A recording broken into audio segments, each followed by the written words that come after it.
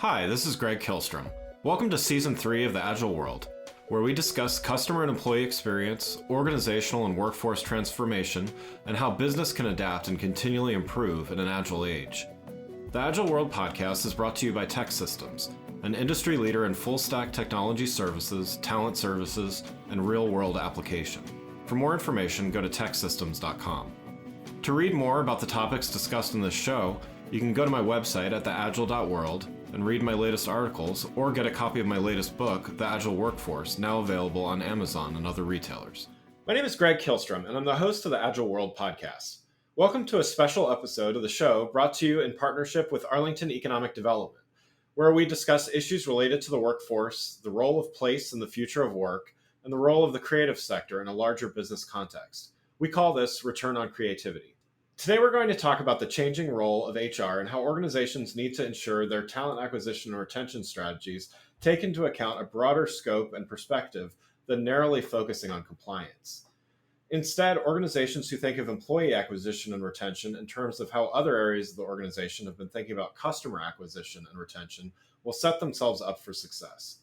To help me discuss this topic, I'd like to welcome Annissa Deshpande, principal of Loglab, and author of the book, The Comeback. Welcome to the show, Annissa. Greg, thanks for having me again. Yeah, returning champion here. So looking forward to talking with you. Glad to have you back. And also, it was great to see you as a participant at the Return on Creativity event in July. I thought we had some great discussions there.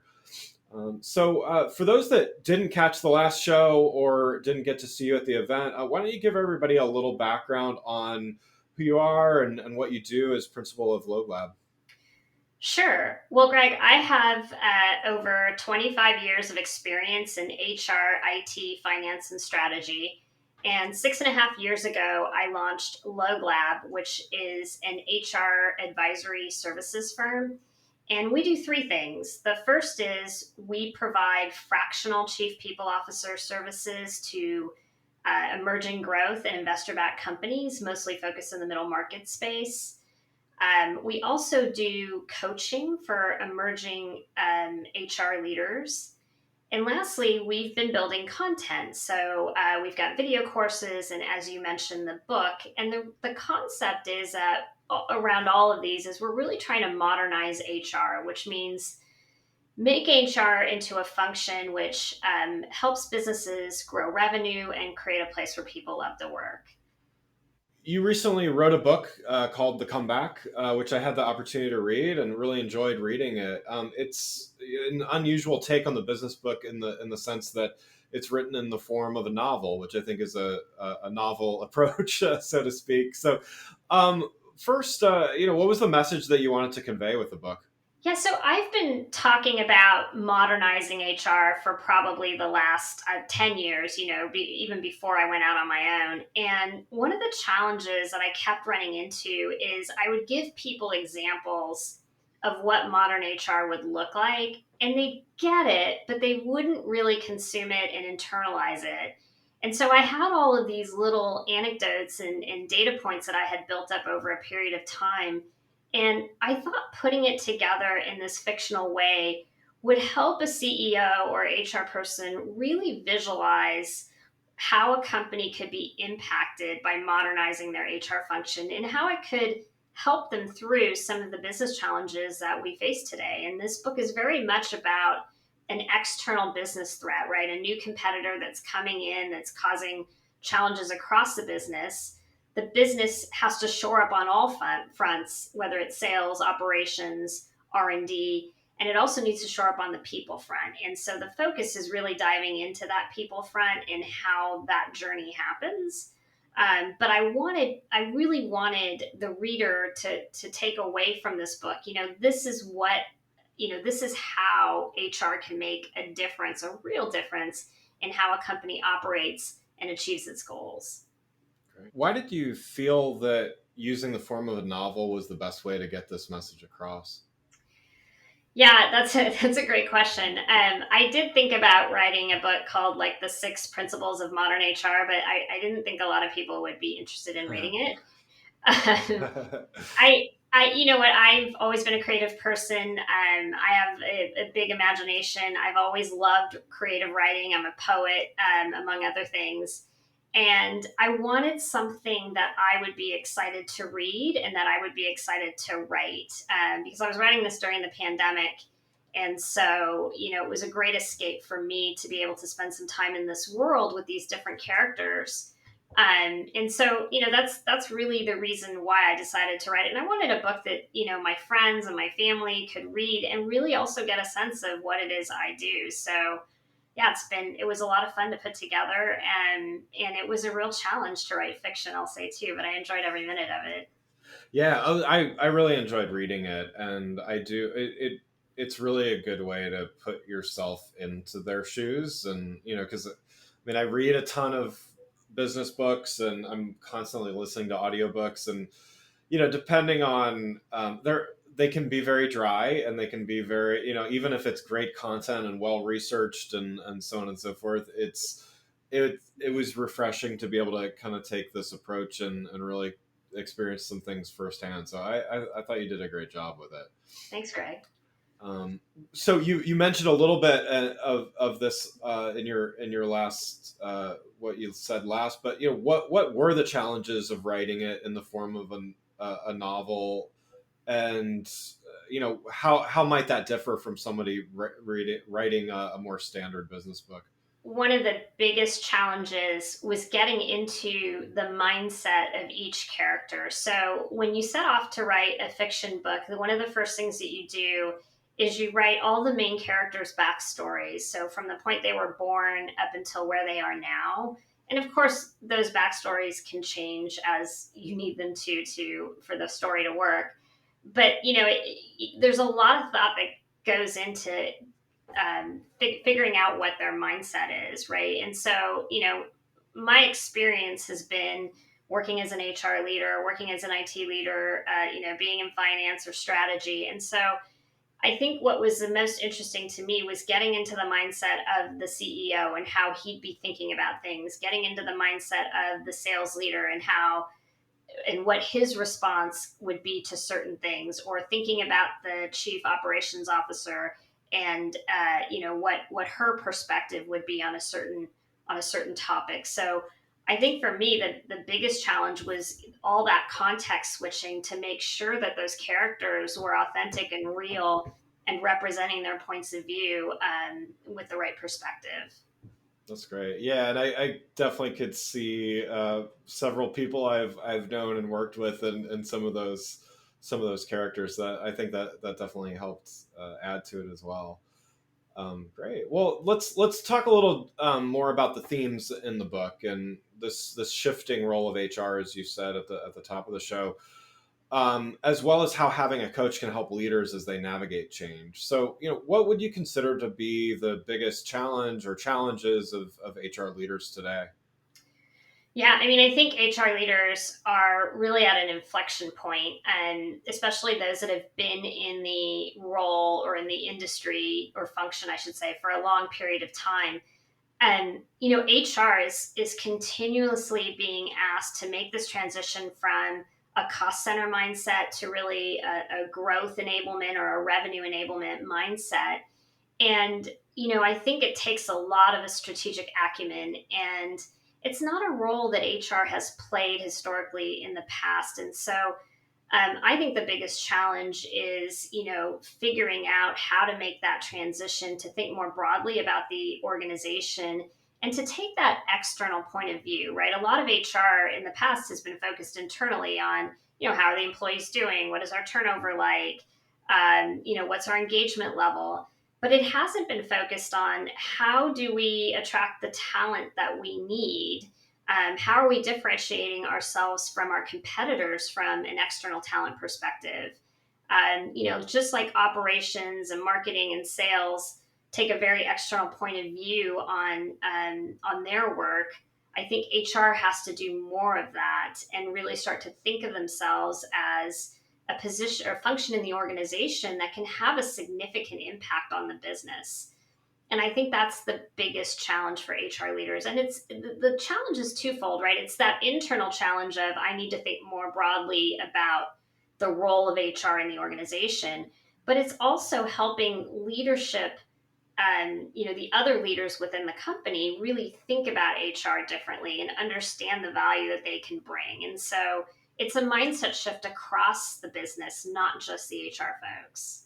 I'm a strong believer in the coaching process. I mean, having been coached and coaching some myself in some areas, um, I definitely believe in that. How does having a coach help HR leaders? How would you describe that, the benefits there? Yeah, I think HR leaders, and I'm, some of the HR leaders that I work with, and have seen across the industry, like they know their stuff really well. They are very sharp. They also know what they don't know, but they struggle sometimes to talk about the work that they're doing in terms of the business. And this isn't just HR, right? I think this is any functional area, whether it's IT, whether it's finance, whether it's legal. Everyone tends to use jargon to explain what they're trying to do. Or, like if you're thinking about a talent review, for example, HR will use words like competencies and talent reviews, Right. or sorry, assessments, and all of these things that are very specific to HR. And everyone in HR knows what those things mean.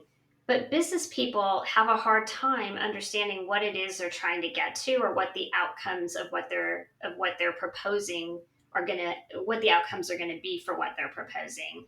And so I think a lot of it is getting them to think like a business person, to use the language of the business to explain what they're doing, and then to just make sure that what they're doing is designed from the point of view of the employees and managers and is going to have a direct impact, right? If it feels like a check the box activity, which it may be necessary, we may need to do something, but if it feels like it's a check the box activity, no one's going to be excited to do it. But if we can take a check the box activity and make it something that is compelling and interesting and shows value to the business, I think that's where we get a lot of bang for our buck. So it's not just, and this isn't just an HR challenge, right? This is a challenge for any functional area of the business.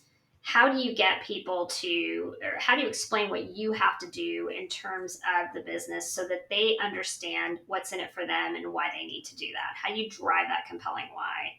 I think that's a lot of what the coaching really focuses on. Yeah, and you mentioned, HR's role is, in a sense, it's expanding, but it also needs input and communication and relationships with um, individuals well outside of the HR function. Do you find a lot of HR leaders, do they get that premise already, or and they just might not know how to navigate that within their own organizations, or do you think there's still a lot of learning yet to go as far as HR kind of learning to look outside its immediate borders, so to speak? Yeah, I think, I mean, the people I work with all get it. Yeah, And I think in HR, we're starting to see that more and more people get it. I think there's like everyone's just struggling with the how. yeah, And a lot of times it's also, companies that, it's not just a transition within HR, but it's a transition within, the organization itself. And so I think that's a lot of what we are dealing with in the HR space. yeah.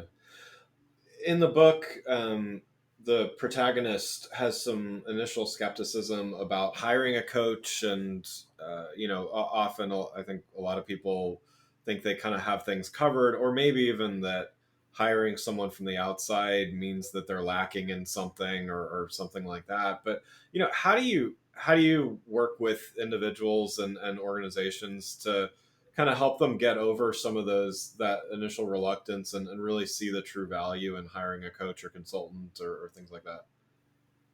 Yeah, it's interesting because I think when I first launched my business, I used to follow that old adage, and I'm going to get it wrong, but it's like, don't take no for an answer, right? And I would push and push and push, and not to the point of annoyance, but I just kept trying to figure out how to get to yes.